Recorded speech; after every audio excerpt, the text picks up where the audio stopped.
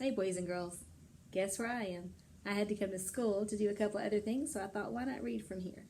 So, here is chapter 5, and it is called Slim. We are not horse thieves, said Annie. Well then, what are you doing with my horse here, he said. Some bad guys came through town with his mother, said Annie. They left him behind because he was too slow. Yup, must be the rustlers that stole my last 5 Mustangs, the cowboy said. Who are you? Said Jack. I'm a Mustang herder, the cowboy said. They rode through town, then Sunset showed up all alone, said Annie. We're taking him to his mother. Sunset? The cowboy said. Yup, Annie smiled. I named him.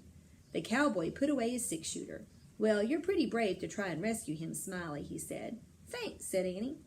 Jack cleared his throat. A Mustang needs his family, he said. The bond between a mare and her young is very strong. The cowboy looked at Jack. Whoa, you're pretty smart to know that, Shorty. Shorty, said Jack. Every cowpoke's got to have a nickname, said the cowboy. What's yours, said Annie. Slim, said the cowboy. My name is Slim Cooley, and this is Dusty. He patted his horse. That fits, said Annie. Jack agreed. Slim was Slim, and Dusty was Dusty. So tell me, Slim said, how did you two brave, smart young'uns end up in Rattlesnake Flats? Jack caught his breath. He didn't know how to explain it.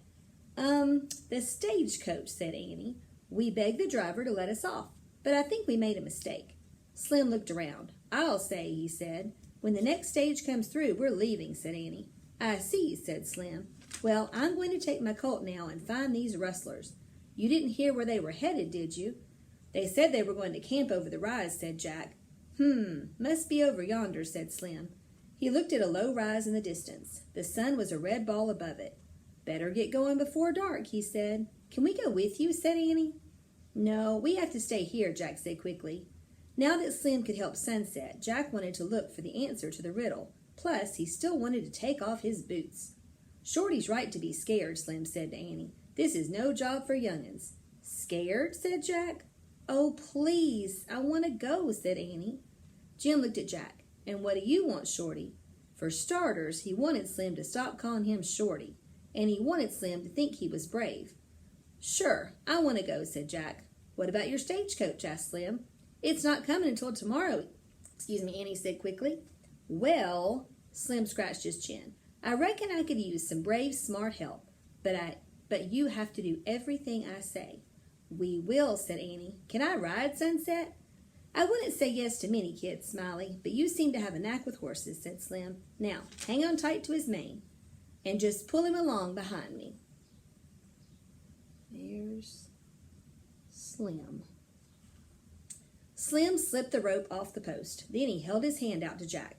Put your foot in the stirrup, Shorty, and grab my hand, said Slim. Jack did as Slim said. Slim pulled him onto the front of his saddle. Jack held on to the saddle horn.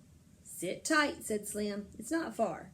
Slim snapped his reins. Dusty took off with Sunset right behind him. Jack bounced up and down. His boots hurt. The sunlight blinded him. Giddy up, said Slim. Giddy up, said Annie. The horses galloped across the prairie, dust flying from their hooves. Achoo! Jack sneezed as he bounced along into the setting sun. And that was the end. We'll read Split the Wind next.